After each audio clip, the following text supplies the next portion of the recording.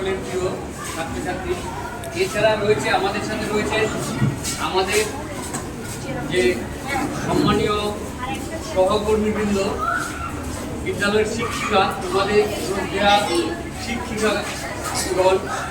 তো আজকে আমরা এখানটায় সমবেত হয়েছি একটা বিশেষ কারণে। তোমরা ফেসবুকে দেখতে পাচ্ছ কতগুলো কাজ। আমরা তোমাদেরকে কীভাবে সচেতন করব, যেগুলো খুব সেন্সিটিভ এবং বর্তমান যে এডুকেশান, এটাকে হচ্ছে লাইফস্টাইল এডুকেশান। লাইফস্টাইল এডুকেশানে তোমার এমন কিছু জিনিস থাকবে যে আমরা চলতে গেলে কীভাবে নিজেদেরকে পরিষ্কার পরিচ্ছন্ন রাখবো, সুস্থ রাখবো, তার জন্য এই অনুষ্ঠান। এবং আর্লি ম্যারেজ, দেখবে তোমরা দেখতে পাচ্ছ তোমাদের আশেপাশে অনেকে 18 বছর বয়স হয়নি, তাদের বিয়ে হয়ে যাচ্ছে। তো তোমরা কন্যাশ্রী, এই কন্যাশ্রী ক্লাব তোমরা যারা রয়েছো, যারা বড় বড় মেয়েরা রয়েছো, তোমরা কি করবে, আজকের যে আলোচনা সভা, আলোচনা চক্র, এইখান থেকে তোমরা যে জ্ঞান অর্জন করবে, সেই জ্ঞানটাকে তোমরা কি করবে, তোমরা স্প্রেড করে দিবে তোমাদের ছোট্ট ছোট্ট বোনদের কাছে, হ্যাঁ, এবং তোমরা গাইড করবে। এইখানে আমাদের প্রত্যেক ম্যাডামই রয়েছেন। এই যে কন্যাশ্রী ক্লাব যিনি দীর্ঘদিন যাবৎ চালিয়ে আসছেন, আমাদের বিবেক কুমার কুণ্ডু মহাশয় রয়েছেন। তো ওনারাও প্রত্যেককে একটু বলবেন। তাহলে এখানে যে বিশেষ ব্যাপারটা আমি ইংরেজি বাংলা দুটোতেই বলছি। প্রথম হচ্ছে তোমাদের নিউট্রিশন, তারপরে হচ্ছে টয়লেট, তারপর একটা মিনস্ট্রুয়াল হাইজিন, এটা ম্যাডামরা বলবেন। চাইল্ড ম্যারেজ, এবার হচ্ছে আপলিফটিং ডিপ্রাইভড চিলড্রেন।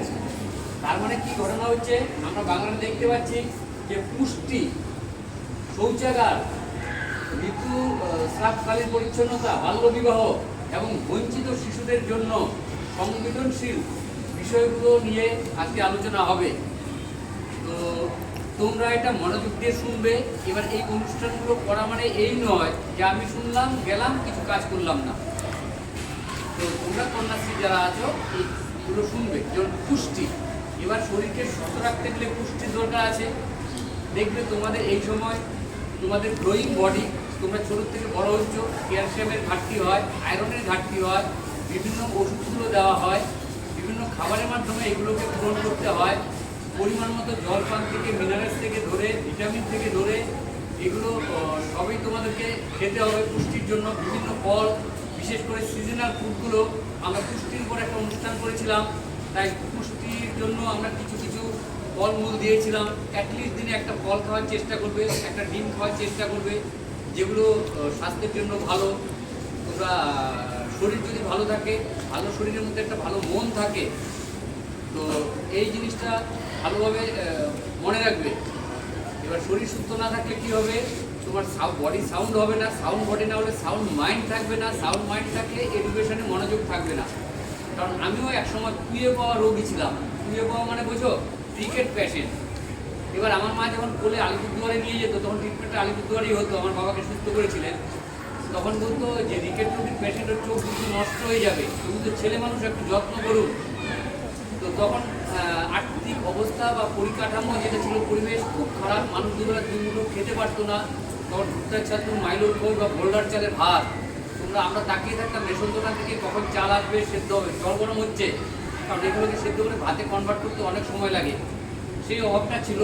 তারপরে বাবা যখন ভগবানের মতো একটা ডাক্তারের সান্নিধ্য পেল আলিপুরদুয়ারে, ডিপি সরকার পাওয়ার পর উনি ন্যাচারাল ওয়েতে এবং লাস্টে সার্জারি করে ওনাকে সুস্থ করেন।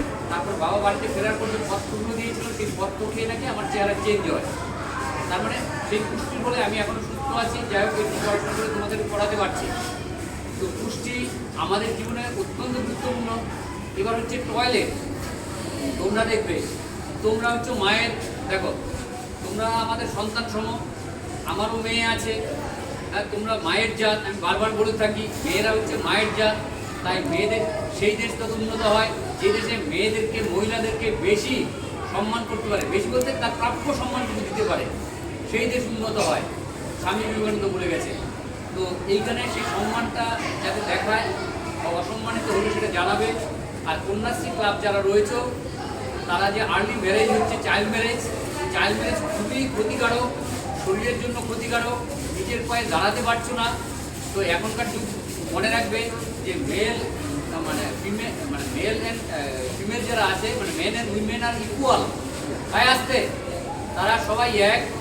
তো তাই জন্য তোমরা কি করবে, নিজের পায়ে নিজেকে দাঁড়াতে হবে, সেলফ সাফিসিয়েন্ট হতে হবে। তার জন্য শারীরিক সুস্থতার প্রয়োজন আছে। তো আমরা টয়লেটের কথা বললাম, নিউট্রিশনের কথা বললাম। এবার হচ্ছে আর্লি ম্যারেজ যাতে না হয়, কন্যাশ্রী ক্লাব যেটা আছো তোমরা বড় বড় মেয়েরা, তোমরা এই কথাগুলো শুনে তোমরা সেটা ভালোভাবে প্রচার করবে, তাদেরকে মেন স্ট্রিমিংয়ে নিয়ে আসবে এবং তাদেরকেও বোঝানোর চেষ্টা করবে যে হাইজিন কতটা গুরুত্বপূর্ণ। এছাড়া সামাজিক